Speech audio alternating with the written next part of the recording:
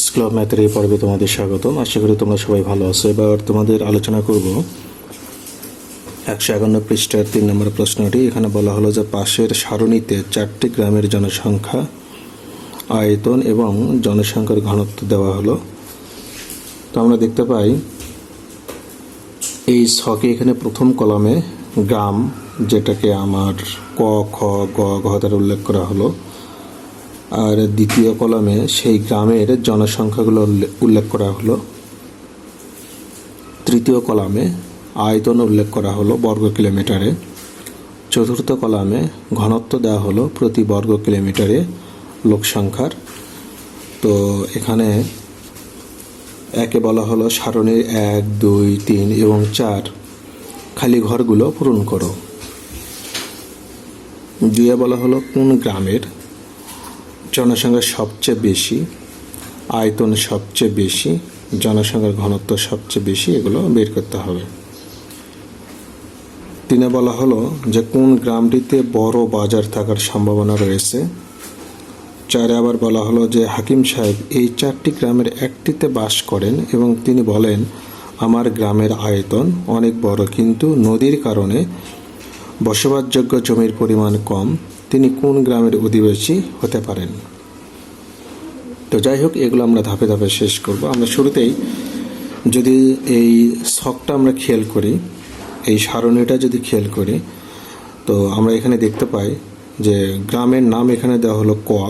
সেই ক গ্রামের জনসংখ্যা হলো 1800, আয়তন বর্গ কিলোমিটারে দেওয়া হলো 15, আর জনসংখ্যার ঘনত্ব এখানে প্রতি বর্গ কিলোমিটারে কতজন সেটা নেই। আমরা কি করব, এই 1800কে যদি আমরা 15 দিয়ে ভাগ করি তাহলে প্রতি বর্গ কিলোমিটারের জনসংখ্যাটা আমরা পেয়ে যাব। তাহলে আমরা এখানে এই 1800কে যদি 15 দিয়ে ভাগ দেই তাহলে কিন্তু এখানে ঘনত্ব আমরা পাবো। তো 1800কে আমরা 15 দিয়ে ভাগ দেব।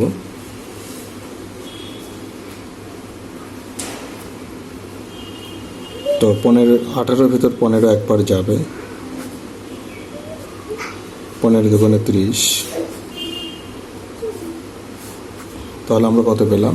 120 পেলাম। তাহলে এখানে হবে আমাদের 120। এরপর 2 নম্বরে আমাদের জনসংখ্যা দেওয়া হলো 2200, কিন্তু প্রতি বর্গ কিলোমিটার লোক সংখ্যা দেওয়া হলো 110। তাহলে আয়তন কত হবে? আমরা 110 দিয়ে এটাকে ভাগ করলে 0 আর 0 কেটে যাবে, 11 দিয়ে ভাগ করলে 11 দুগুণ 22, 0 আসবে, অর্থাৎ 20 হবে।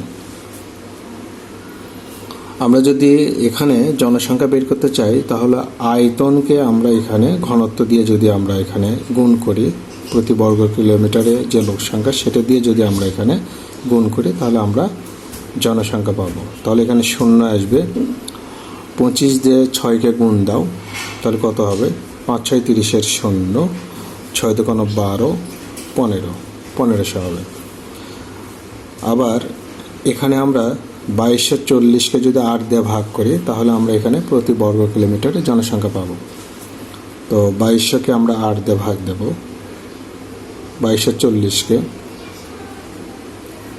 2 বার যাবে, 8 দুগুণ 16, 8 দুগুণ 16, 6 আছে 12 ভাগ করলে 6, 4, তাহলে এখানে 8 8 64 আর 0 0 মিল করো, তাহলে 280। তো আমরা এখানে ছকের যে মানগুলো পেলাম সেটা আমি লিখলাম। তোমরা চাইলে এভাবে লিখতে পারো।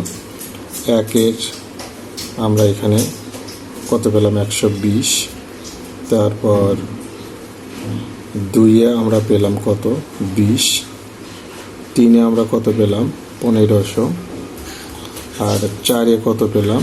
280।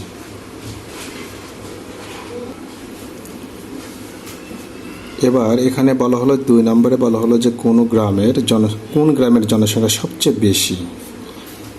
আমরা যেটা দেখতে পাই জনসংখ্যা সবচেয়ে বেশি হলো আমাদের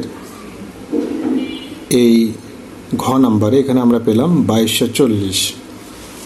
আমরা এখানে যখন পূরণ করলাম, এটা মান বের করে নিলাম, আমরা দেখতে পাই এখানে 1800, এখানে 2200, এখানে 1500, এখানে 2240। তাহলে ঘ নম্বরে হলো আমাদের কত? সবচেয়ে জনসংখ্যা বেশি।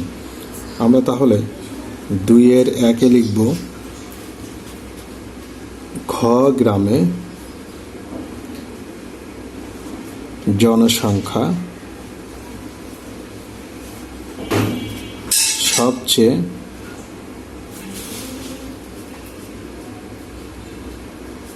বেশি।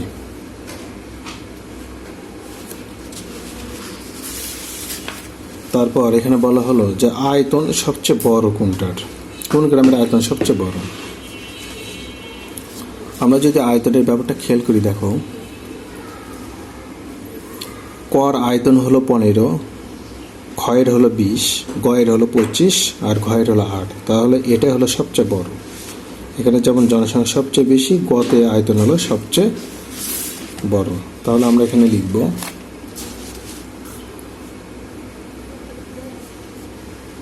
গ গ্রামের আয়তন সবচেয়ে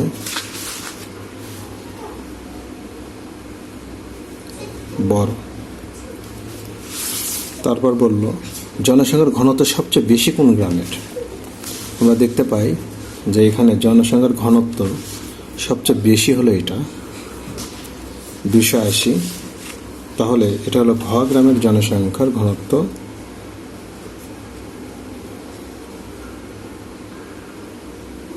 ঘ গ্রামের জনসংখ্যা ঘনত্ব সবচেয়ে বেশি। এরপর 3 নম্বরে বললো যে কোন গ্রামটিতে বড় বাজার থাকার সম্ভাবনা রয়েছে। এখন জনসংখ্যা সবচেয়ে বেশি যেখানে, সেখানেই তো গ্রাম মানে বাজার থাকার সম্ভাবনা থাকবে, তাই না? জনসংখ্যা কম থাকলে সেখানে বাজার থাকার সম্ভাবনাও কম। আমরা দেখতে পাই ঘ গ্রামের জনসংখ্যা সবচেয়ে বেশি, সেটা হলো 2440। এখানেই তাহলে বাজার থাকার সম্ভাবনা আছে। 3 নম্বর, ঘ গ্রামের জনসংখ্যা সবচেয়ে বেশি বলে এই গ্রামে বাজার থাকার সম্ভাবনা রয়েছে। এরপর হাকিম সাহেব এই 4টি গ্রামের একটিতে বাস করেন। তিনি বলেন আমার গ্রামের আয়তন অনেক বড়, কিন্তু নদীর কারণে বসবাসযোগ্য জমির পরিমাণ কম। তিনি কোন গ্রামের অধিবাসী হতে পারেন? যেহেতু আয়তন বড়, নদীর কারণে বসবাসযোগ্য জমির পরিমাণ কম, তিনি কোন গ্রামের অধিবাসী হতে পারেন? তাহলে আমরা এটা একটু লক্ষ্য করি। তাহলে আমরা দেখতে পাই যে গ গ্রামের আয়তন বড়, তাহলে এটাই হবে আমাদের এই প্রশ্নের উত্তর। তো তাহলে আমরা লিখতে পারি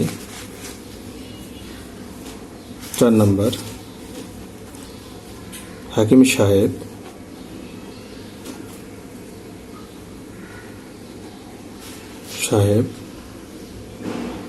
গ গ্রামের